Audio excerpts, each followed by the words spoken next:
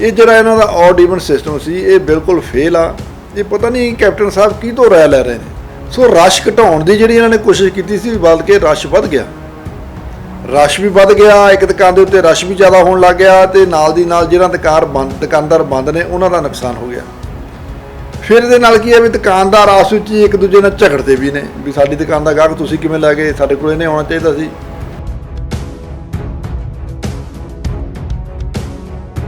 ਕਿਉਂਕਿ ਕਾਂਗਰਸ ਅੰਦਰੋਂ ਕੀ ਕਰਦੀ ਹੈ, ਸਾਨੂੰ ਕੀ ਲੈਣ ਦੇਣਾ। ਇਹੀ ਸਿੱਧੂ ਸੀ ਜਿਹੜਾ ਪਹਿਲਾਂ ਸਾਡੀ ਸਰਕਾਰ 'ਚ ਸਾਡੀ ਪਾਰਟੀ ਦੇ ਨਾਲ ਸੀਗਾ, ਬੜਾ ਮੌਜ ਦੇ ਨਾਲ ਵਧੀਆ ਰਹਿੰਦਾ ਸੀ। ਇਹ ਭੱਜ ਕੇ ਉਧਰ ਗਿਆ, ਝੂਠ ਬੋਲਿਆ, ਇਹਨੇ ਵੀ ਬੜੀਆਂ ਤਾੜੀਆਂ ਤੂੜੀਆਂ ਮਾਰੀਆਂ, ਬੜੇ ਚੁਟਕਲੇ ਸੁਣਾਏ ਲੋਕਾਂ ਨੂੰ, ਬੜੇ ਚੁਟਕਲੇ ਸੁਣਾ ਕੇ ਖੁਸ਼ ਕੀਤਾ ਲੋਕਾਂ ਨੂੰ।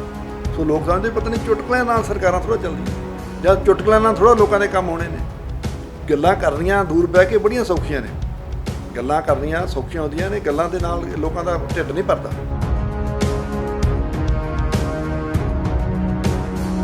ਇਸੇ ਤਰ੍ਹਾਂ ਜਦੋਂ ਲੋਕਡਾਊਨ ਸੀ, ਜਦੋਂ ਬਹੁਤ ਜ਼ਰੂਰਤ ਸੀ, ਲੋਕਾਂ ਦੇ ਕਾਰੋਬਾਰ ਤਬਾਹ ਹੋ ਗਏ ਸੀ, ਬੰਦ ਹੋ ਗਏ ਸੀ, ਰੋਟੀ ਦੇ ਲਾਲੇ ਪੈ ਗਏ ਸੀ, ਉਸ ਵੇਲੇ ਵੀ ਮੋਦੀ ਸਾਹਿਬ ਨੇ ਰਾਸ਼ਨ ਭੇਜਿਆ ਸੀ। ਔਰ ਇਹ ਰਾਸ਼ਨ ਵੰਡਣ ਵੇਲੇ ਲੋਕਾਂ ਤੋਂ ਵੋਟਰ ਕਾਰਡ ਮੰਗਦੇ ਸੀ, ਔਰ ਉਹ ਰਾਸ਼ਨ ਪਿਆ ਤਾਂ ਗਲ ਗਿਆ, ਪਏ 'ਚ ਸੁੰਡੀਆਂ ਤਾਂ ਪੈ ਗਈਆਂ, ਪਰ ਲੋਕਾਂ ਦੇ ਕੰਮ ਨਹੀਂ ਆਇਆ।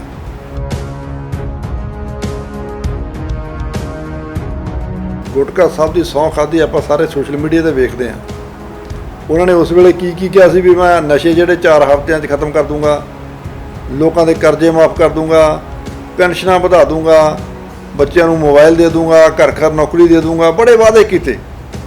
ਪਰ ਲੋਕ ਭੁਲੇਖੇ ਵਿੱਚ ਆ ਗਏ। ਇਹਨਾਂ ਦੇ ਕਹਿਣ ਦਾ ਭਾਵ ਹੋਰ ਸੀ। ਉਹਨਾਂ ਦਾ ਭਾਵ ਸੀ ਅੱਜ ਜੋ ਹਾਲਾਤ ਨੇ ਪੰਜਾਬ ਦੇ ਵਿੱਚ ਨਸ਼ੇ ਦੇ, ਉਹ ਕੈਪਟਨ ਸਾਹਿਬ ਦੀ ਆਪਾਂ ਉਸ ਵੇਲੇ ਦੀ ਗੱਲ ਨਹੀਂ ਸਮਝ ਸਕੇ। ਕੈਪਟਨ ਸਾਹਿਬ ਨੇ ਕਿਹਾ ਸੀ ਵੀ ਜਿਹੜਾ ਨਸ਼ਾ ਇਹ ਜਿਹੜਾ ਪਤਾ ਨਹੀਂ ਹੁਣ ਤਾਂ ਵੇਚਦੇ ਨੇ ਤਸਕਰ, ਹੁਣ ਤਾਂ ਵੇਚਦੇ ਨੇ ਜਿਹੜੇ ਲੋਕ ਬਲੈਕੀਏ ਨੇ, ਪਰ ਜਦੋਂ ਸਾਡੀ ਸਰਕਾਰ ਆ ਗਈ 4 ਹਫ਼ਤੇ ਦੇ ਵਿੱਚ ਇਹ ਨਸ਼ਾ ਸਾਡੇ ਕਾਂਗਰਸੀਆਂ ਦੇ ਹੱਥ ਵਿੱਚ ਆ ਜਾਊਗਾ। ਕਿਸੇ ਦੀ ਉਹਨਾਂ ਨੂੰ ਡਰ ਨਹੀਂ, ਕਿਸੇ ਦਾ ਭੈ ਨਹੀਂ, ਕਿਸੇ ਦੀ ਗੱਲ ਨਹੀਂ ਮੰਨਦੇ। ਜਿੰਨੇ ਠੇਕੇ ਖੁੱਲ੍ਹਦੇ ਨੇ ਇਹ ਪੁਲਿਸ ਦੀ ਮਿਲੀ ਭੁਗਤ ਨਾਲ ਖੁੱਲ੍ਹਦੇ ਨੇ। ਪੁਲਿਸ ਦੀ ਜਿਹੜੇ ਏਰੀਏ ਦੇ SHO ਨੇ ਉਹਨਾਂ ਨੇ ਉਹਨਾਂ ਨਾਲ ਗੰਢ ਧੁੱਪ ਕੀਤੀ ਹੋਈ ਆ, ਉਹਨਾਂ ਨੇ ਗੱਲਬਾਤ ਨਿਬੇੜੀ ਹੋਈ ਆ, ਇਸ ਕਰਕੇ ਠੇਕੇ ਖੁੱਲ੍ਹੇ ਰਹਿੰਦੇ ਨੇ। ਜਦੋਂ ਠੇਕਾ ਖੁੱਲੂਗਾ ਤੁਸੀਂ ਕਿਸੇ ਨੂੰ ਘਰੋਂ ਨਿਕਲ ਤੋਂ ਰੋਕ ਨਹੀਂ ਸਕਦੇ। ਸਤਿ ਸ਼੍ਰੀ ਅਕਾਲ ਦੋਸਤੋ, ਮੈਂ ਹਾਂ ਅਭਿਸ਼ੇਕ ਜਲੋਟਾ, ਤੁਸੀਂ ਦੇਖ ਰਹੇ ਹੋ ਪ੍ਰਾਈਮ ਉਦੇ ਨਿਊਜ਼। ਅਸੀਂ ਅੱਜ ਉਸ ਸ਼ਖਸ ਕੋਲ ਮੌਜੂਦ ਹਾਂ ਜਿਹੜੇ ਇਸ ਟਾਈਮ ਸਾਬਕਾ MLA ਨੇ ਅਤੇ 3 ਸਾਲਾਂ ਤੋਂ ਹੀ ਲੁਧਿਆਣਾ ਜ਼ਿਲ੍ਹਾ ਸ਼੍ਰੋਮਣੀ ਅਕਾਲੀ ਦਲ ਦੇ ਜ਼ਿਲ੍ਹਾ ਪ੍ਰਧਾਨ ਵੀ ਨੇ। ਹਾਂਜੀ, ਤੁਸੀਂ ਸਹੀ ਸੁਣਿਆ, ਅਸੀਂ ਮੌਜੂਦ ਹੈ ਰਣਜੀਤ ਸਿੰਘ ਢਿੱਲੋਂ ਸਾਹਿਬ ਕੋਲ। ਅਸੀਂ ਆਓ ਉਹਨਾਂ ਨਾਲ ਗੱਲਬਾਤ ਕਰਦੇ ਹਾਂ ਕਿ ਪੰਜਾਬ ਸਰਕਾਰ ਦੁਆਰਾ ਜਿਹੜੀ ਵੀਕਐਂਡ ਲੋਕਡਾਊਨ ਅਤੇ ਨਾਲ ਹੀ ਨਾਲ ਉਹਨਾਂ ਵੱਲੋਂ ਇੱਕ ਧੱਕੇਸ਼ਾਹੀ ਨਾਲ ਹੀ ਜਿਹੜਾ ਔਡ ਈਵਨ ਸਿਸਟਮ ਲਾਗੂ ਕਰਤਾ, ਉਸ ਤੋਂ ਬਾਅਦ 6:30 ਵਜੇ ਕਰਫਿਊ ਲਾਉਣ ਦਾ ਐਲਾਨ ਕੀਤਾ ਗਿਆ ਸੀ, ਉਹ ਲਾਤਾ, ਅਤੇ ਹੋਰ ਵੀ ਮੁੱਦਿਆਂ 'ਤੇ ਅਸੀਂ ਇਹਨਾਂ ਨਾਲ ਗੱਲ ਕਰਾਂਗੇ। ਆਓ ਅਸੀਂ ਗੱਲ ਕਰਦੇ ਸਰਦਾਰ ਰਣਜੀਤ ਸਿੰਘ ਢਿੱਲੋਂ ਜੀ ਨਾਲ। ਰਣਜੀਤ ਸਿੰਘ ਢਿੱਲੋਂ ਜੀ, ਜਿੱਦਾਂ ਕਿ ਤੁਹਾਨੂੰ ਪਤਾ ਪੂਰੇ ਵਰਲਡ ਵਾਈਡ ਬਿਮਾਰੀ ਫੈਲ ਚੁੱਕੀ ਹੈ ਕਰੋਨਾ, ਇਹਦੇ ਨਾਲ ਹੀ ਪੰਜਾਬ ਸਰਕਾਰ ਦੁਆਰਾ ਇੱਕ ਔਡ ਈਵਨ ਸਿਸਟਮ, ਨਾਲ ਹੀ ਵੀਕਐਂਡ ਲੋਕਡਾਊਨ ਸ਼ਨੀ ਐਤਵਾਰ ਦਾ ਲਾਤਾ, ਉਸ ਤੋਂ ਬਾਅਦ ਧੱਕੇਸ਼ਾਹੀ ਨਾਲ ਹੀ ਇਹਨਾਂ ਨੇ 6:30 ਵਜੇ ਕਰਫਿਊ ਲਾਉਣ ਦਾ ਐਲਾਨ ਕਰਤਾ। ਤੁਸੀਂ ਇਹ ਤਿੰਨੋਂ ਚੀਜ਼ਾਂ ਨੂੰ ਕਿਸ ਹਿਸਾਬ ਨਾਲ ਦੇਖਦੇ ਹੋ? ਦੇਖੋ, ਬੜੀ ਭਿਅੰਕਰ ਬਿਮਾਰੀ ਆ, ਮਹਾਮਾਰੀ ਜਿਹੜੀ ਫੈਲੀ ਹੋਈ ਆ ਕਰੋਨਾ ਦੇ ਨਾਂ 'ਤੇ ਜੀ।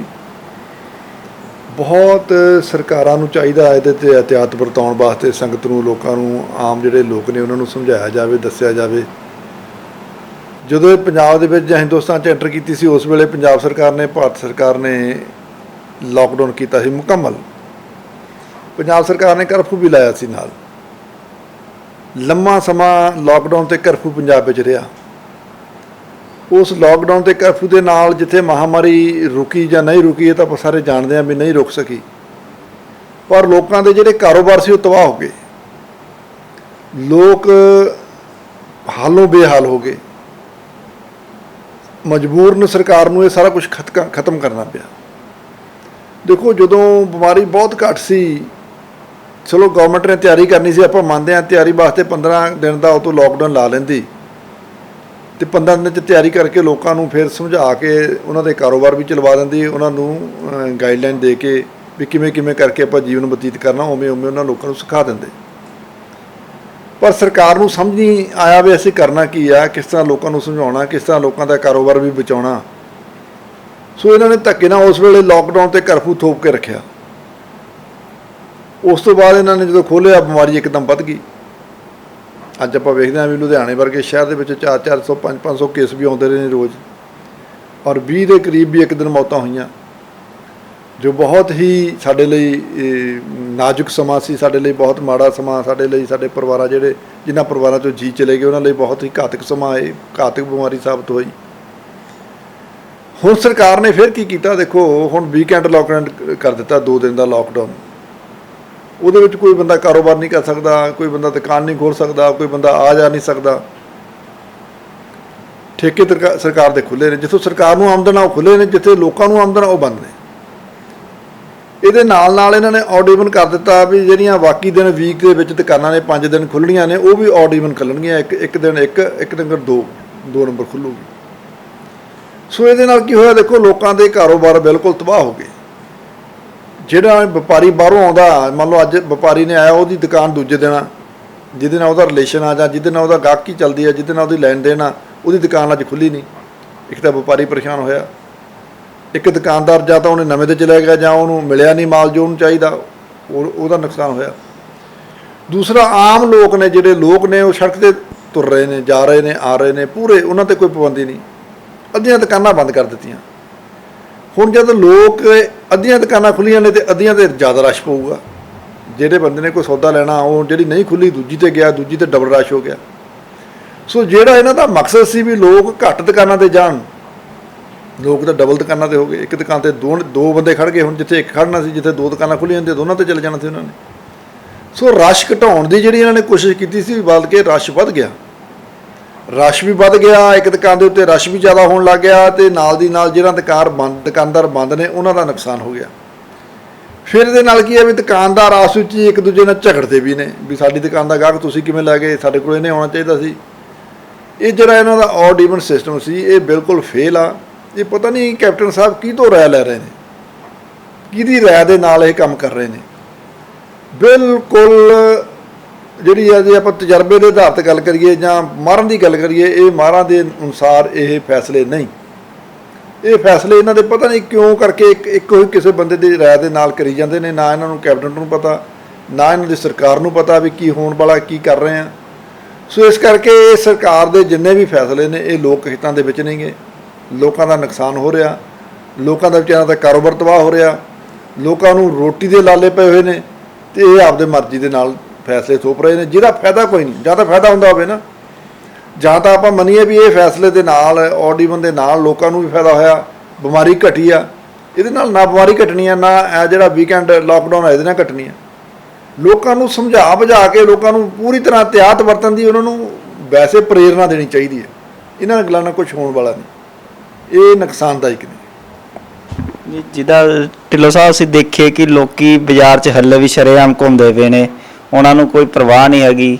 ਸਰਕਾਰਾਂ ਵੱਲੋਂ ਹੱਲੇ ਵੀ ਬਹੁਤ ਸਖਤਾਈ ਕੀਤੀ ਜਾ ਰਹੀ, ਪਰ ਜਿਹੜਾ ਸਾਥ ਹੀ ਸਾਥ ਜਦੋਂ ਲੋਕਡਾਊਨ ਲੱਗਾ ਹੋਇਆ ਸੀ, ਤੁਹਾਡੀ ਭਾਈਵਾਲੀ ਸਰਕਾਰ, ਸੈਂਟਰ ਗੌਰਮੈਂਟ ਮੋਦੀ ਸਰਕਾਰ ਵੱਲੋਂ ਰਾਸ਼ਨ ਵੀ ਆਇਆ ਸੀਗਾ, ਪਰ ਤੁਹਾਡੀ ਸਟੇਟ ਗੌਰਮੈਂਟ ਜੋ ਕਿ ਸ਼੍ਰੋਮਣੀ ਅਕਾਲੀ ਦਲ ਸੀਗੀ, ਉਹਦੇ ਵੱਲੋਂ ਇਸ ਟਾਈਮ ਮੌਜੂਦਾ ਸਰਕਾਰਾਂ 'ਤੇ ਬਹੁਤ ਹੀ ਗੰਭੀਰ ਆਰੋਪ ਲਾਏ ਗਏ ਸੀਗੇ ਕਿ ਰਾਸ਼ਨ ਸਹੀ ਗਰੀਬ ਲੋਕਾਂ ਤੱਕ ਨਹੀਂ ਪਹੁੰਚਿਆ। ਕਿ ਇਹ 'ਚ ਸੱਚਾਈ ਸੀ ਕਿ ਇਹ ਕੋਈ ਪੋਲੀਟੀਕਲ ਸਟੰਟ ਸੀਗਾ?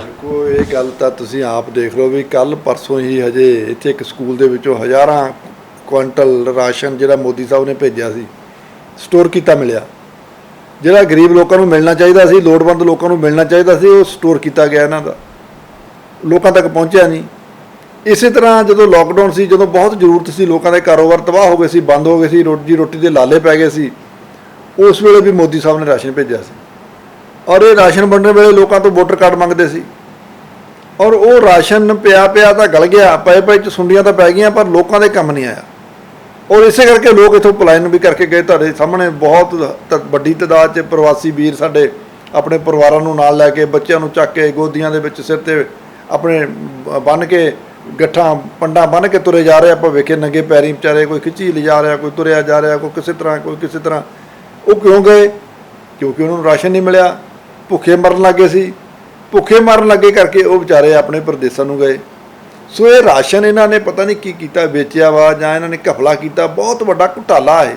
ਅਸੀਂ ਵਾਰ-ਵਾਰ ਇਹਦੀ ਮੰਗ ਕਰਦੇ ਰਹੇ ਹਾਂ ਔਰ ਸਾਬਤ ਵੀ ਹੋ ਗਿਆ। ਔਰ ਦੇਖੋ ਕੱਲ੍ਹ ਵਾਲੀ ਜਿਹੜੀ ਪਰਸੋਂ ਵਾਲੀ ਘਟਨਾ, ਉਹਦੇ ਤੋਂ ਸਾਬਤ ਹੋ ਗਿਆ ਵੀ ਰਾਸ਼ਨ ਜਿਹੜਾ ਸੀ ਇਹਨਾਂ ਨੇ ਵੰਡਣ ਦੀ ਬਜਾਏ ਸਟੋਰ ਕੀਤਾ ਹੋਇਆ। ਸਟੋਰ ਕਰਕੇ ਆਪਣੀ ਮਨਮਰਜ਼ੀ ਦੇ ਨਾਲ ਆਪਣੇ ਬੰਦਿਆਂ ਨੂੰ, ਆਪਣੇ ਚਹੇਤਿਆਂ ਨੂੰ ਦਿੰਦੇ ਨੇ। ਲੋੜਵੰਦ ਦੀ ਨਹੀਂ ਇਹ ਮਦਦ ਕਰਦੇ, ਸਿਰਫ ਆਪਣੇ ਚਹੇਤਿਆਂ ਦੀ ਮਦਦ ਕਰਦੇ ਨੇ। ਸੋ ਇਹ ਬਹੁਤ ਵੱਡਾ ਘੁਟਾਲਾ, ਬਹੁਤ ਵੱਡੀ ਇਹਨਾਂ ਦੀ ਨਾ ਅਹਿਲੀਅਤ ਆ, ਔਰ ਇਹਨਾਂ ਲੋਕਾਂ ਦੇ ਪ੍ਰਤੀ ਇਹਨਾਂ ਦੀ ਕੋਈ ਹਮਦਰਦੀ ਨਹੀਂ, ਕੋਈ ਕਿਸੇ ਦਾ ਇਹਨਾਂ ਦੇ ਮਨ ਵਿੱਚ ਦਰਦ ਨਹੀਂ। ਇਹਨਾਂ ਦੇ ਮਨ ਵਿੱਚ ਵੋਟ ਦਿੰਦੀ ਹੈ ਇਹਨਾਂ ਨੂੰ ਵੀ ਵੋਟ ਕਿਸੇ ਤਰੀਕੇ ਸਾਡੀ ਪੱਕੀ ਹੋਈ ਵੀ ਅਸੀਂ ਇਕੱਠੀ ਕਰ ਲਈਏ, ਪਰ ਇਹਨਾਂ ਗੱਲਾਂ ਨਾਲ ਨਾ ਕਦੇ ਵੋਟ ਪਈ ਆ ਤੇ ਨਾ ਵੋਟ ਪੈਣੀ ਆ, ਬਲਕਿ ਲੋਕਾਂ ਦੇ ਵਿੱਚ ਇਸ ਗੱਲ ਦਾ ਰੋਸ ਪੈਦਾ ਹੁੰਦਾ, ਲੋਕਾਂ ਦੇ ਵਿੱਚ ਇਸ ਗੱਲ ਦਾ ਵਿਦਰੋਹ ਪੈਦਾ ਹੁੰਦਾ। ਸੋ ਇਸ ਕਰਕੇ ਕਾਂਗਰਸ ਪ੍ਰਤੀ ਅੱਜ ਲੋਕਾਂ ਦਾ, ਪੰਜਾਬ ਦੇ ਲੋਕਾਂ ਦਾ ਬਿਲਕੁਲ ਮੋਹ ਭੰਗ ਹੋ ਚੁੱਕਿਆ। ਕੀਤੀ ਹੋਈ ਗੱਲ ਇਹਨਾਂ ਨੇ ਪੂਰੀ ਨਹੀਂ ਕੀਤੀ। ਇਹਨਾਂ ਕੋਲੇ ਬੜਾ ਵੱਡਾ ਇਹ ਪ੍ਰਮਾਤਮਾ ਨੇ ਸਮਝ ਲਓ ਇਹਨਾਂ ਨੂੰ ਮੌਕਾ ਦਿੱਤਾ ਸੀ ਵੀ ਤੁਸੀਂ ਸੰਭਲ ਜਾਓ, ਤੁਸੀਂ ਲੋਕਾਂ ਦੀ ਸੇਵਾ ਕਰ ਲਓ, ਤੁਹਾਡੇ ਪਾਪ ਤੁਸੀਂ ਆਪਣੇ ਧੋ ਲਓ, ਪਰ ਇਹਨਾਂ ਨੇ ਹੋਰ ਪਾਪ ਇਕੱਠੇ ਕਰ ਲਏ ਇਹਦੇ ਨਾਲ। ਤੇ ਨਾਲ ਹੀ ਨਾਲ ਜਿਹੜਾ ਪੰਜਾਬ ਸਰਕਾਰ ਵੱਲੋਂ ਜੋ ਆਪਣਾ ਇਲੈਕਸ਼ਨ ਲੜਨੇ ਸੀ, ਉਦੋਂ ਕੈਪਟਨ ਸਾਹਿਬ ਨੇ ਕਿਹਾ ਸੀਗਾ ਕਿ ਮੈਂ ਗੁਟਕਾ ਹੱਥ 'ਚ ਲੈ ਕੇ ਕਿਹਾ ਸੀ ਕਿ ਮੈਂ ਸਾਡੀ ਸਰਕਾਰ ਆਉਂਦੇ ਹੀ 4 ਹਫ਼ਤਿਆਂ ਦੇ ਅੰਦਰ ਮੈਂ ਨਸ਼ਾ ਖਤਮ ਕਰੂੰਗਾ ਪੂਰੇ ਪੰਜਾਬ ਦੇ ਵਿੱਚੋਂ। ਇਹਦੇ ਉੱਤੇ ਤੁਹਾਡਾ ਕੀ ਕਹਿਣਾ ਵਾ? ਦੇਖੋ, ਗੁਟਕਾ ਸਾਹਿਬ ਦੀ ਸਹੁੰ ਖਾਧੀ ਆਪਾਂ ਸਾਰੇ ਸੋਸ਼ਲ ਮੀਡੀਆ ਤੇ ਵੇਖਦੇ ਹਾਂ। ਉਹਨਾਂ ਨੇ ਉਸ ਵੇਲੇ ਕੀ ਕਿਹਾ ਸੀ ਵੀ ਮੈਂ ਨਸ਼ੇ ਜਿਹੜੇ 4 ਹਫ਼ਤਿਆਂ 'ਚ ਖਤਮ ਕਰ ਦੂੰਗਾ, ਲੋਕਾਂ ਦੇ ਕਰਜ਼ੇ ਮਾਫ ਕਰ ਦੂੰਗਾ, ਪੈਨਸ਼ਨਾਂ ਵਧਾ ਦੂੰਗਾ, ਬੱਚਿਆਂ ਨੂੰ ਮੋਬਾਈਲ ਦੇ ਦੂੰਗਾ, ਘਰ ਘਰ ਨੌਕਰੀ ਦੇ ਦੂੰਗਾ, ਬੜੇ ਵਾਅਦੇ ਕੀਤੇ। ਪਰ ਲੋਕ ਭੁਲੇਖੇ ਵਿੱਚ ਆ ਗਏ। ਇਹਨਾਂ ਦੇ ਕਹਿਣ ਦਾ ਭਾਵ ਹੋਰ ਸੀ।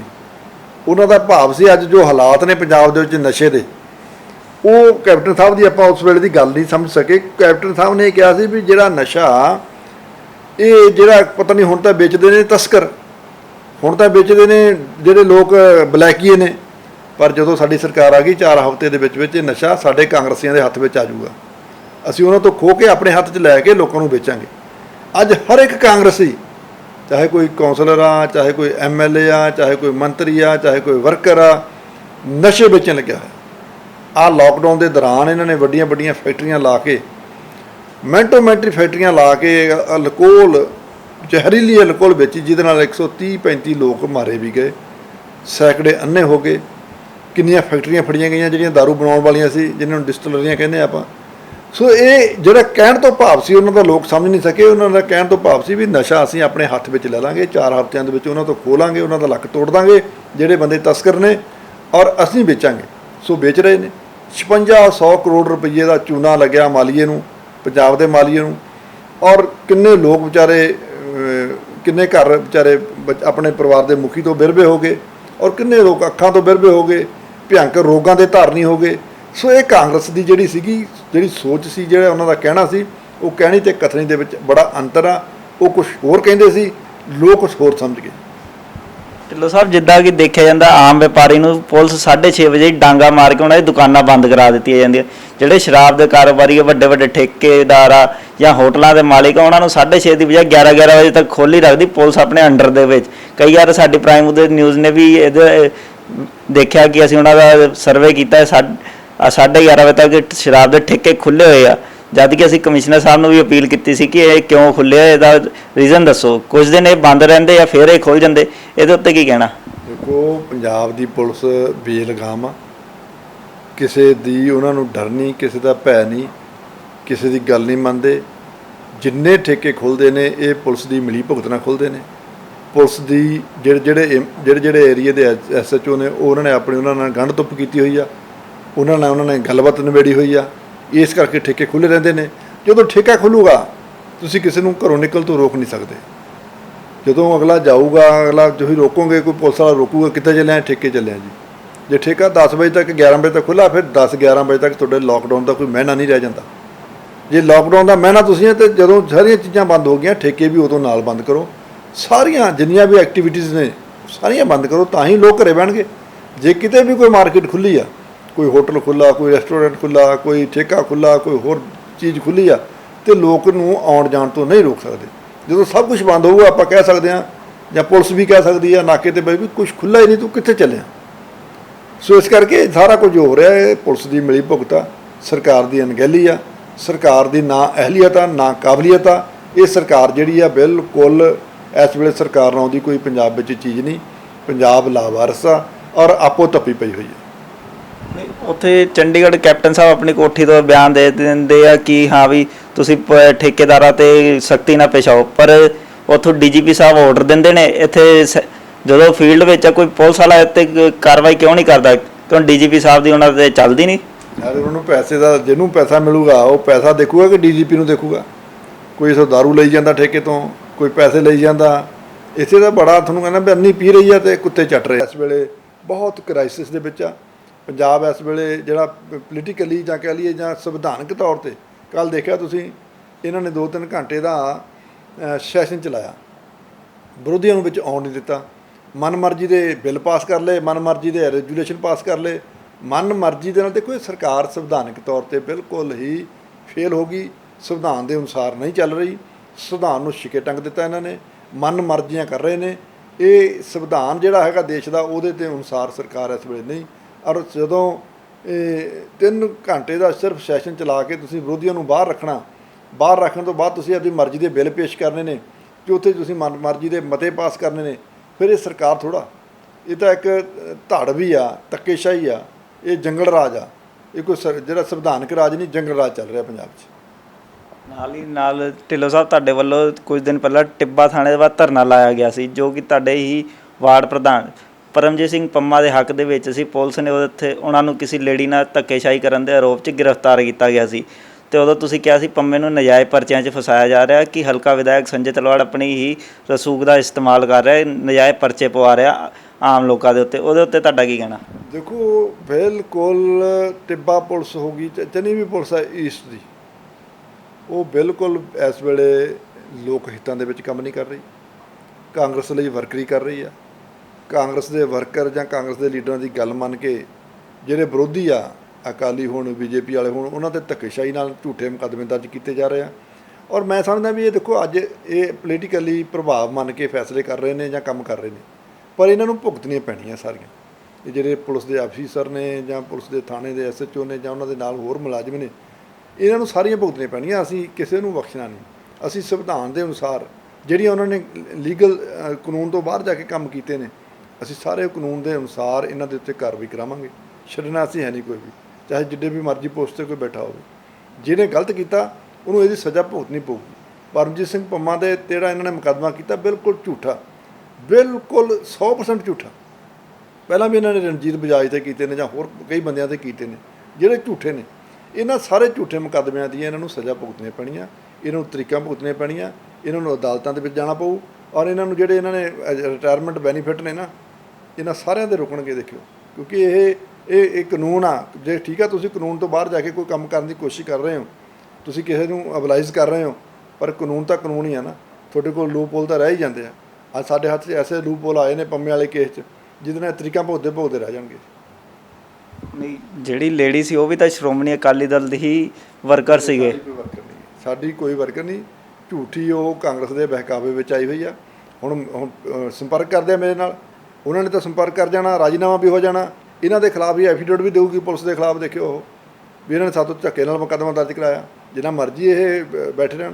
ਆਖਰ ਇਹ ਮੁਕੱਦਮਾ ਉਹਨਾਂ ਨੇ ਰਾਜੀਨਾਮਾ ਵੀ ਸਾਡੇ ਨਾਲ ਹੋਣਾ, ਪੰਮੇ ਨਾਲ ਹੋਣਾ, ਔਰ ਰਾਜੀਨਾਮੇ ਦੇ ਵਿੱਚ ਐਫੀਡੇਵਿਟ ਵੀ ਦੇਣਗੇ, ਅਤੇ ਇਹੀ ਪੁਲਿਸ ਵਾਲੇ ਅੰਦਰ ਜਾਣਗੇ। ਦੇਖਿਓ ਜਿੰਨਾ ਪੁਲਿਸ ਨੇ ਮੁਕੱਦਮਾ ਦਰਜ ਕੀਤਾ, ਇਹੀ ਅੰਦਰ ਬੈਠੇ ਤੁਹਾਨੂੰ ਦਿਖਾਉਂ, ਉਹੀ ਹਵਾਲਾਤ ਦੇ ਵਿੱਚ ਇਹ ਬੈਠੇ ਹੋਣਗੇ ਜਿਹੜੇ 'ਚ ਪੰਮਾ ਬੈਠਾ ਸੀ। ਜਿੱਦਾਂ ਕਿ ਜਦ ਤੁਹਾਡੀ ਸਰਕਾਰ ਸੀਗੀ ਉਸ ਟਾਈਮ ਸ਼ਹਿਰ ਦੇ ਹਾਲਾਤ ਕੁਛ ਹੋਰ ਸੀ, ਹੁਣ ਤਾਂ ਇਹੋ ਜਿਹਾ ਹਾਲ ਲੱਗਦਾ। ਤੁਹਾਡੇ ਨਾਲ ਹੀ ਰਾਹੋਂ ਰੋਡ ਲੱਗਦਾ, ਉੱਥੇ ਹੀ ਸੜਕਾਂ ਦਾ ਹਾਲ ਹੈ ਜਿਹਾ ਲੱਗਦਾ ਇੱਕ ਬਾਰਿਸ਼ ਤੋਂ ਬਾਅਦ ਜਿੱਦਾਂ ਅਸੀਂ ਸਮੁੰਦਰ ਦੇ ਵਿੱਚ ਆ ਗਏ। ਉਹਦੇ ਉੱਤੇ ਤੁਹਾਡਾ ਕੀ ਬਿਆਨ ਆ? ਦੇਖੋ ਮੈਂ ਪਹਿਲੀ ਗੱਲ ਜਿਹੜੀ ਰਾਹੋਂ ਰੋਡ ਦੀ ਗੱਲ ਕਰਦਾ, ਰਾਹੋਂ ਰੋਡ ਇੰਨੀ ਵਧੀਆ ਸੜਕ ਬਣਾਈ ਸੀ ਅਸੀਂ, ਵੀ ਸ਼ਾਇਦ ਲੁਧਿਆਣੇ ਦੀਆਂ ਚੰਗੀਆਂ ਸੜਕਾਂ ਦੇ ਵਿੱਚੋਂ ਇੱਕ ਸੜਕ ਗਿਣੀ ਜਾਂਦੀ ਸੀ। ਡਿਵਾਈਡਰ ਪਾਇਆ, ਸੀਵਰੇਜ ਐਨ ਕਲੀਨ ਕੀਤਾ, ਸੜਕ ਜਿੱਥੇ ਬਹੁਤ ਪਾਣੀ ਖੜਦਾ ਸੀ ਅਸੀਂ ਉੱਥੇ RCC ਬਣਾਈ, ਜਿੱਥੇ ਸਹੀ ਸੀ ਉੱਥੇ ਅਸੀਂ BMPC ਦੀ ਬਣਾ ਦਿੱਤੀ।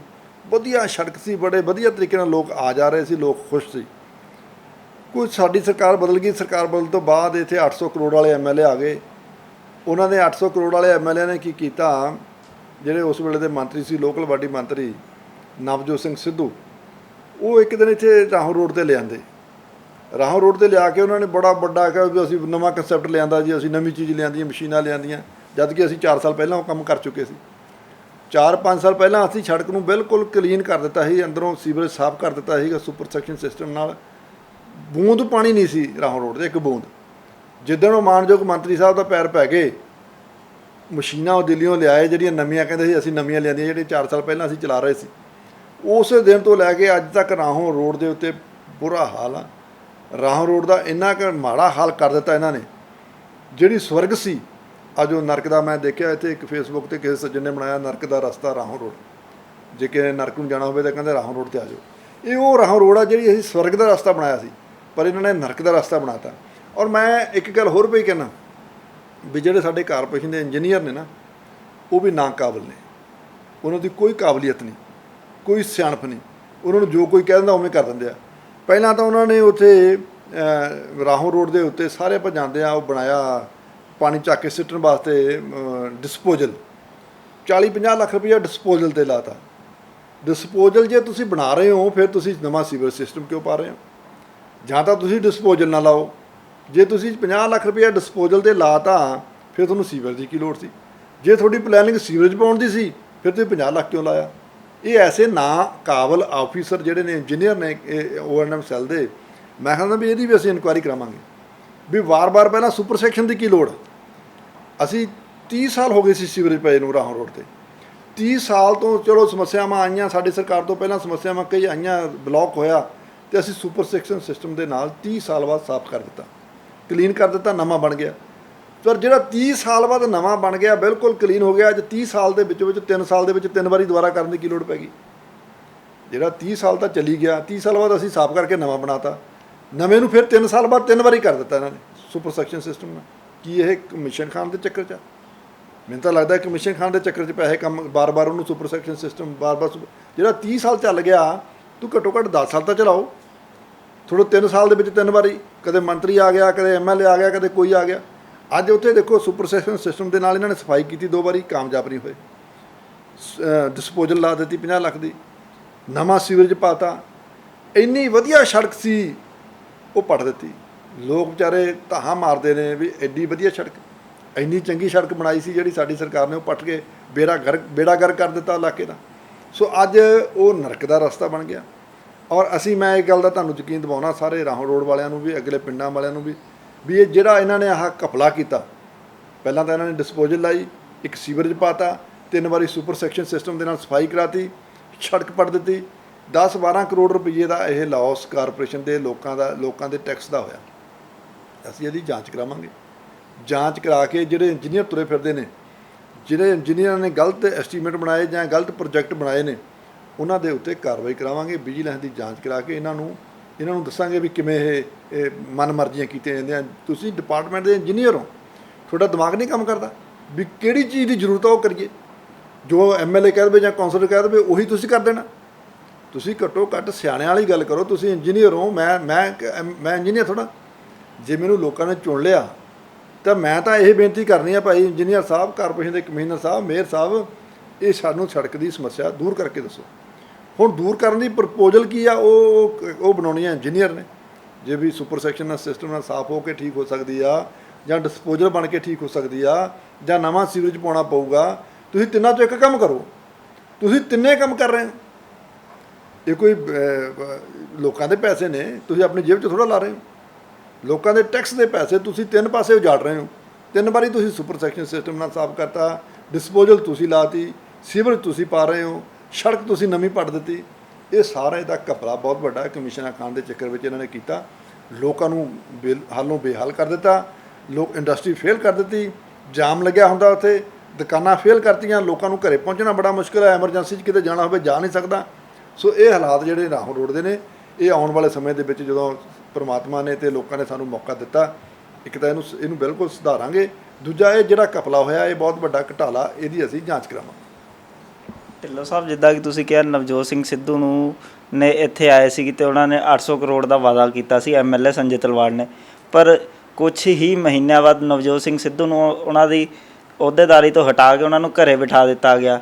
ਪਹਿਲਾਂ ਕਿ ਉਹ ਤੁਹਾਡੀ ਭਾਈਵਾਲੀ ਸਰਕਾਰ 'ਚ ਰਾਜ ਸਭਾ ਦੇ ਮੈਂਬਰ ਵੀ ਰਹੇ ਨੇ ਅਤੇ ਉਹਨਾਂ ਨੇ ਫਿਰ ਕਾਂਗਰਸ ਜੁਆਇਨ ਕੀਤੀ। ਉਸ ਤੋਂ ਬਾਅਦ ਉਹਨਾਂ ਨੇ ਲੁਧਿਆਣੇ ਦੇ ਹੀ ਇੱਕ ਰਸੂਖਦਾਰ MLA ਦੇ ਉੱਤੇ ਵੀ ਕਾਰਵਾਈਆਂ ਕੀਤੀਆਂ ਆਪਣੇ ਹੀ ਮੰਤਰਾਲੇ ਦੇ ਨਾਲ ਰਲ ਕੇ, ਪਰ ਉਹ ਕਾਰਵਾਈਆਂ ਨੂੰ ਠੰਡੇ ਬਸਤੇ ਵਿੱਚ ਪਾ ਕੇ ਸਰਕਾਰ ਨੇ ਉਹਨਾਂ ਨੂੰ ਘਰੇ ਬਿਠਾ ਤਾ ਕਿ ਉਹਨਾਂ ਦੀ MLA ਦਾਅਵੇਦਾਰੀ ਵੀ ਇੱਕ ਤਰੀਕੇ ਨਾਲ ਖ਼ਤਮ ਕਰ ਦਿੱਤੀ ਆ ਕਿ ਉਹ MLA ਨਾਮ ਦੇ ਰਹਿ ਗਏ। ਹੁਣ ਉਹਨੂੰ ਤੁਸੀਂ ਕਿੱਦਾਂ ਦੇਖਦੇ ਹੋ? ਦੇਖੋ, ਵੈਸੇ ਤਾਂ ਇਹਨਾਂ ਦਾ ਇੰਟਰਨਲ ਮਾਮਲਾ, ਸਾਨੂੰ ਇਹਦੇ ਵਿੱਚ ਕੋਈ ਕਿੰਤੂ ਪਰੰਤੂ ਕਰਨ ਦੀ ਲੋੜ ਨਹੀਂ ਨਾ ਬਣਦਾ, ਕਿਉਂਕਿ ਕਾਂਗਰਸ ਅੰਦਰੋਂ ਕੀ ਕਰਦੀ ਹੈ ਸਾਨੂੰ ਕੀ ਲੈਣ ਦੇਣਾ। ਇਹੀ ਸਿੱਧੂ ਸੀ ਜਿਹੜਾ ਪਹਿਲਾਂ ਸਾਡੀ ਸਰਕਾਰ 'ਚ ਜਾਂ ਸਾਡੇ ਪਾਰਟੀ ਦੇ ਨਾਲ ਸੀਗਾ, ਬੜਾ ਮੌਜ ਦੇ ਨਾਲ ਵਧੀਆ ਰਹਿੰਦਾ ਸੀ। ਇਹ ਭੱਜ ਕੇ ਉਧਰ ਗਿਆ, ਝੂਠ ਬੋਲਿਆ, ਇਹਨੇ ਵੀ ਬੜੀਆਂ ਤਾੜੀਆਂ ਤੂੜੀਆਂ ਮਾਰੀਆਂ, ਬੜੇ ਚੁਟਕਲੇ ਸੁਣਾਏ ਲੋਕਾਂ ਨੂੰ, ਬੜੇ ਚੁਟਕਲੇ ਸੁਣਾ ਕੇ ਖੁਸ਼ ਕੀਤਾ ਲੋਕਾਂ ਨੂੰ। ਸੋ ਲੋਕ ਸਮਝਦੇ ਪਤਾ ਨਹੀਂ ਚੁਟਕਲਿਆਂ ਨਾਲ ਸਰਕਾਰਾਂ ਥੋੜ੍ਹਾ ਚੱਲਦੀਆਂ, ਜਾਂ ਚੁਟਕਲਿਆਂ ਨਾਲ ਥੋੜ੍ਹਾ ਲੋਕਾਂ ਦੇ ਕੰਮ ਹੋਣੇ ਨੇ। ਗੱਲਾਂ ਕਰਨੀਆਂ ਦੂਰ ਬਹਿ ਕੇ ਬੜੀਆਂ ਸੌਖੀਆਂ ਨੇ, ਗੱਲਾਂ ਕਰਨੀਆਂ ਸੌਖੀਆਂ ਹੁੰਦੀਆਂ ਨੇ, ਗੱਲਾਂ ਦੇ ਨਾਲ ਲੋਕਾਂ ਦਾ ਢਿੱਡ ਨਹੀਂ ਭਰਦਾ, ਜਾਂ ਗੱਲਾਂ ਦੇ ਨਾਲ ਲੋਕਾਂ ਦੇ ਕੰਮ ਨਹੀਂ ਹੁੰਦੇ। ਇਹਨਾਂ ਨੇ ਗੱਲਾਂ ਦੇ ਨਾਲ ਕੰਮ ਕਰਨ ਦੀ ਕੋਸ਼ਿਸ਼ ਕੀਤੀ, ਪ੍ਰੈਕਟੀਕਲ ਨਹੀਂ ਸੀ। ਸੋ ਇਹ ਇਸ ਕਰਕੇ ਜੋ ਇਹਨਾਂ ਦਾ ਅੰਦਰ ਖਿਚੜੀ ਪੱਕਦੀ ਹੈ, ਪੱਕੀ ਜਾਣ ਤੋਂ ਸਾਨੂੰ ਉਹਦੇ ਨਾਲ ਕੋਈ ਤਲਕ ਨਹੀਂ ਵੀ ਕਿਹਦੇ 'ਤੇ ਕੀ ਐਲੀਗੇਸ਼ਨ ਲਾਉਂਦੇ ਨੇ। ਜੋ ਕੁਛ ਮਾੜਾ ਹੋਇਆ ਇਹਨਾਂ ਦੀ ਸਰਕਾਰ 'ਚ ਉਹ ਅਸੀਂ ਸਾਰਾ ਕੁਛ ਸਾਡੇ ਧਿਆਨ 'ਚ ਆ, ਔਰ ਜੋ ਵੀ ਜਿਹਨੇ ਵੀ ਕੀਤਾ ਉਹਨੂੰ ਉਹਦੀ ਸਜ਼ਾ ਮਿਲਣੀ ਆ, ਉਹਨੂੰ ਭੁਗਤਣੀ ਪੈਣੀ ਆ। ਸਾਨੂੰ ਪਤਾ ਕਿੱਥੇ ਕੀ ਹੋ ਰਿਹਾ। ਅਸੀਂ ਦੇਖੋ ਠੀਕ ਆ, ਅਸੀਂ ਬੋਲਦੇ ਨਹੀਂ, ਘੱਟ ਬੋਲਦੇ ਹਾਂ, ਪਰ ਸਾਡੇ ਕੋਲ ਸਾਰਾ ਰਿਕਾਰਡ ਆ ਵੀ ਕਿਹੜਾ ਕੀ ਕਰਦਾ, ਕਿਹਦੇ ਪਿੱਛੇ ਕਿਹਦਾ ਹੱਥ ਆ, ਕਿਹੜਾ ਕਿੱਥੇ ਦੜੇ ਸੱਟੇ ਦਾ ਕੰਮ ਕਰਦਾ। ਸਾਡੇ ਕੋਲ ਸਾਰਾ, ਕਿਸੇ ਨੂੰ ਭੱਜਣ ਨਹੀਂ ਦਿਆਂਗੇ, ਕੋਈ ਭੱਜ ਨਹੀਂ ਸਕਦਾ। ਸਭ ਇੱਥੇ ਤੁਹਾਡੇ ਸਾਹਮਣੇ ਆ, ਤੁਸੀਂ ਦੇਖੋ 22 ਦੇ ਵਿੱਚ ਇਹ ਲੋਕ ਸਾਰੇ ਅਸੀਂ ਫੜ ਕੇ ਕੰਨੋਂ ਫੜ ਕੇ ਨਾ, ਕਿਸੇ ਨੂੰ ਗਿੱਚੀਓਂ ਫੜ ਕੇ, ਕਿਸੇ ਨੂੰ ਕੰਨ ਤੋਂ ਫੜ ਕੇ, ਸਾਰਿਆਂ ਨੂੰ ਇਹਨਾਂ ਦੇ ਅਸਲੀ ਜਗ੍ਹਾ 'ਤੇ ਪਹੁੰਚਾਵਾਂਗੇ। ਕੋਈ ਨਹੀਂ ਭੱਜਣ ਦਿਆਂਗੇ।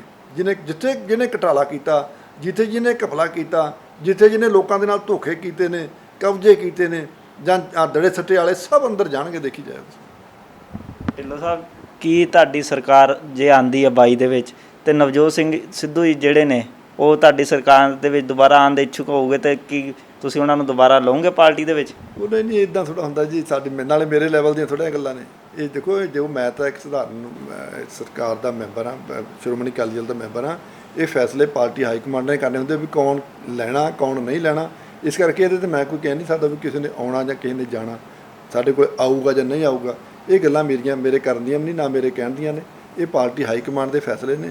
ਉਹਨਾਂ ਨੇ ਕਰਨਾ ਵੀ ਕਿਹਨੂੰ ਪਾਰਟੀ ਦੇ ਵਿੱਚ ਲੈਣਾ, ਕਿਹਨੂੰ ਪਾਰਟੀ 'ਚੋਂ ਬਾਹਰ ਕੱਢਣਾ, ਕਿਹੜਾ ਪਾਰਟੀ ਦੇ ਹਿੱਤਾਂ 'ਚ ਕੰਮ ਕਰ ਰਿਹਾ, ਕਿਹੜਾ ਪਾਰਟੀ ਦਾ ਤੇ ਪੰਜਾਬ ਦਾ ਨੁਕਸਾਨ ਕਰ ਰਿਹਾ। ਇਹ ਪਾਰਟੀ ਹਾਈ ਕਮਾਂਡ ਨੇ ਦੇਖਣਾ ਹੁੰਦਾ।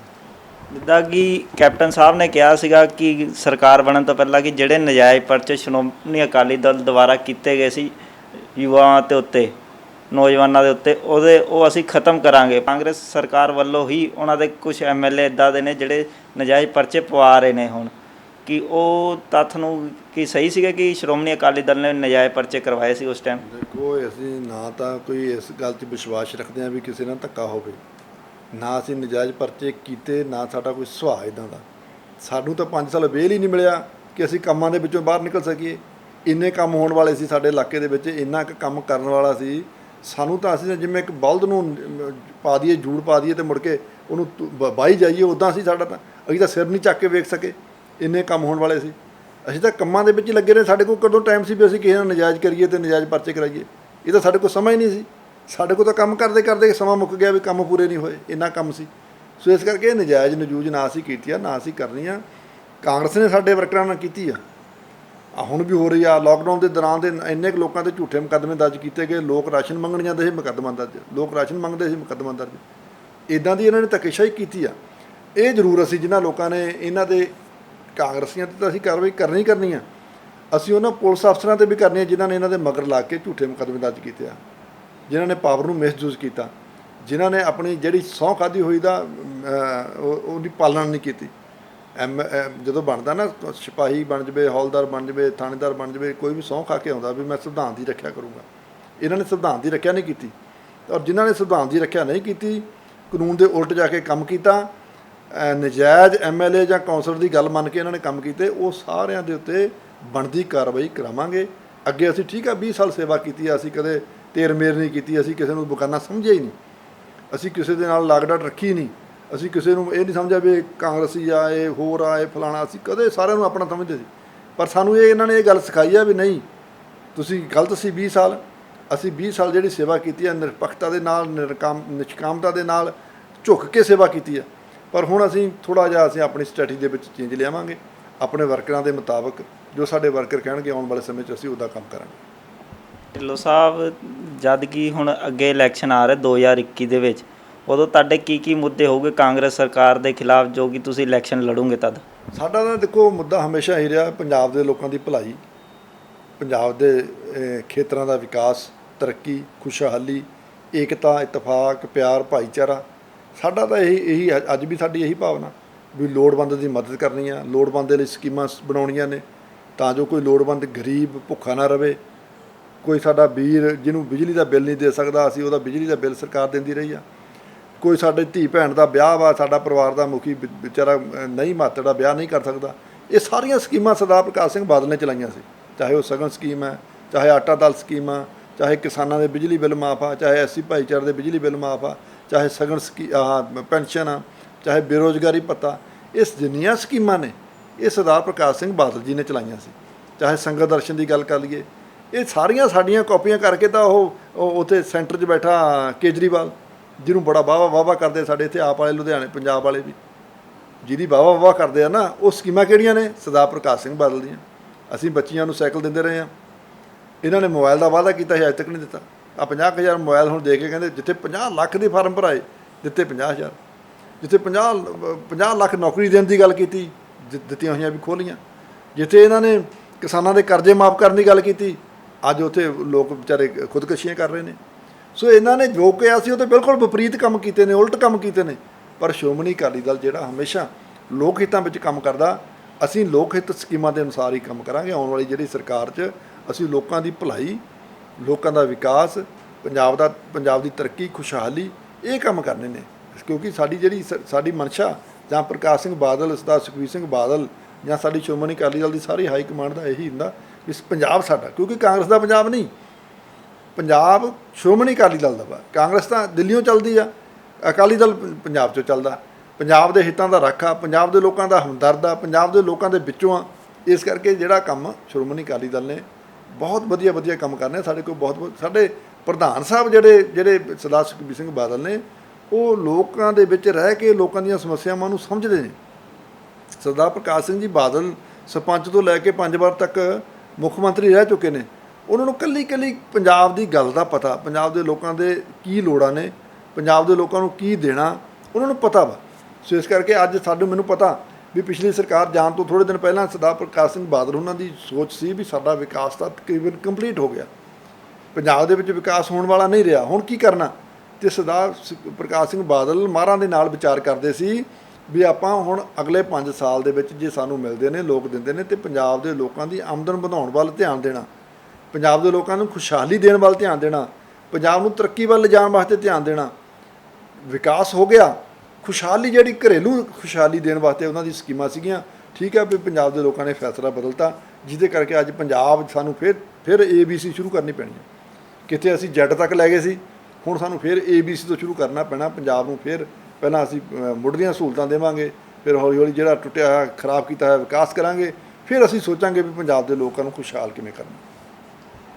ਢਿੱਲੋਂ ਸਾਹਿਬ, ਜਿੱਦਾਂ ਕਿ ਹੁਣ ਸਾਬਕਾ DGP 'ਤੇ ਮਾਮਲਾ ਦਰਜ ਹੋਇਆ ਬਰਗਾੜੀ ਕਾਂਡ ਵਾਲੇ, ਉੱਤੇ ਹੀ ਤੁਹਾਡੀ ਸਰਕਾਰ 'ਤੇ ਵੀ ਇਲਜ਼ਾਮ ਲੱਗਦੇ ਸੀ ਕਿ ਉਸ ਵੇਲੇ ਤੁਹਾਡੀ ਸਰਕਾਰ ਨੇ ਹੀ DGP ਨੂੰ ਆਰਡਰ ਦਿੱਤੇ ਸੀਗੇ ਕਿ ਬਰਗਾੜੀ ਕਾਂਡ 'ਤੇ ਗੋਲੀ ਚਲਾਈਆਂ ਜਾਵੇ ਨੇ ਸਰਦਾਰਾਂ ਉੱਤੇ ਜਾਂ ਹੋਰ ਵਿਅਕਤੀ ਜਿਹੜੇ ਉੱਥੇ ਧਰਨੇ 'ਤੇ ਬੈਠੇ ਸੀਗੇ, ਉਹਦੇ 'ਤੇ ਤੁਹਾਡਾ ਕੀ ਕਹਿਣਾ? ਦੇਖੋ, ਇੱਦਾਂ ਨਹੀਂ ਹੁੰਦਾ ਫੈਸਲਾ ਜਿਹੜੀ ਪੁਲਿਸ ਨੇ ਆਪਣੀ ਮਰਜ਼ੀ ਨਾਲ ਮੌਕੇ 'ਤੇ ਕਰਨਾ ਹੁੰਦਾ। ਸਰਕਾਰ ਨੇ ਹੁਣ ਮੰਨ ਲਓ ਇੱਥੋਂ ਆਪਣੇ ਤੋਂ 100, 200, 400 ਕਿਲੋਮੀਟਰ ਕੀ ਪੋਜੀਸ਼ਨ ਆ, ਕੀ ਰੌਲਾ ਵਾ, ਕਿਸ ਤਰ੍ਹਾਂ ਦੀ ਸਿਚੁਏਸ਼ਨ ਆ, ਉਹ ਉੱਥੇ ਦੇ ਅਫਸਰ ਮੌਕੇ ਦੇ ਲੋਕਾਂ ਨੂੰ ਪਤਾ ਹੁੰਦਾ, ਮੌਕੇ ਦੇ ਅਫਸਰਾਂ ਨੂੰ ਪਤਾ ਹੁੰਦਾ। ਚੰਡੀਗੜ੍ਹ ਬੈਠੇ ਮੁੱਖ ਮੰਤਰੀ ਸਾਹਿਬ ਨੇ ਨਹੀਂ ਕਹਿਣਾ ਗੋਲੀ ਚਲਾ ਦਿਓ, ਜਾਂ ਉੱਥੇ ਬੈਠੇ ਅਫਸਰਾਂ ਨੇ ਨਹੀਂ ਕਹਿਣਾ। ਇਹ ਤਾਂ ਪ੍ਰਾਪੇਗੰਡਾ, ਝੂਠਾ ਪ੍ਰਾਪੇਗੰਡਾ। ਠੀਕ ਹੈ ਵੀ ਉਸ ਵੇਲੇ DGP ਸੀਗਾ ਉਹ, ਚਲੋ ਸੀਨੀਅਰਟੀ ਦੇ ਆਧਾਰ 'ਤੇ DGP ਲੱਗਿਆ ਹੋਣਾ, ਸਾਨੂੰ ਤਾਂ ਹੁਣ ਇਹਦੇ ਬਾਰੇ ਕੁਛ ਪਤਾ ਨਹੀਂ। ਸੀਨੀਅਰਟੀ ਦੇ ਆਧਾਰ 'ਤੇ ਲੱਗਿਆ ਹੋਊਗਾ, DGP ਸੀ, ਅਤੇ ਜੇ ਉਹਨੇ ਗਲਤ ਕੀਤਾ ਭੁਗਤੂਗਾ। ਪਰ ਇਹ ਜਿਹੜਾ ਉਹਦੇ 'ਤੇ ਮਾਮਲਾ ਵਾ, ਇਹ ਹੋਰ ਆ, ਇਹਦੇ ਨਾਲ ਸੰਬੰਧਿਤ ਨਹੀਂ ਗਾ, ਬਰਗਾੜੀ ਕਾਂਡ ਨਾਲ ਸੰਬੰਧਿਤ ਮਾਮਲਾ ਨਹੀਂ, ਇਹ ਹੋਰ ਮਾਮਲੇ ਦੀ ਪੇਸ਼ੀ ਭੁਗਤ ਰਿਹਾ ਵਾ। ਢਿੱਲੋਂ ਸਾਹਿਬ, ਹੁਣ ਇੱਕ ਆਖਰੀ ਸਵਾਲ ਆ ਕਿ ਜਦ ਤੁਹਾਡੀ ਸਰਕਾਰ ਦੁਬਾਰਾ ਆਉਂਦੀ ਹੈ, ਤੁਸੀਂ ਨਸ਼ਿਆਂ ਨੂੰ ਕਿਸ ਹਿਸਾਬ ਨਾਲ ਦੇਖੋਗੇ ਕਿ ਕਿੰਨੀ ਕੁ ਜਲਦੀ ਇਹ ਖਤਮ ਕੀਤੇ ਜਾਣ ਪੰਜਾਬ 'ਚ, ਕਿਉਂਕਿ ਇਹ ਸਭ ਤੋਂ ਵੱਡਾ ਮਾਮਲਾ ਹੈ ਕਿ ਪੰਜਾਬ 'ਚ ਨਸ਼ੇ ਸਭ ਤੋਂ ਉੱਚੇ ਲੈਵਲ 'ਤੇ ਨੇ।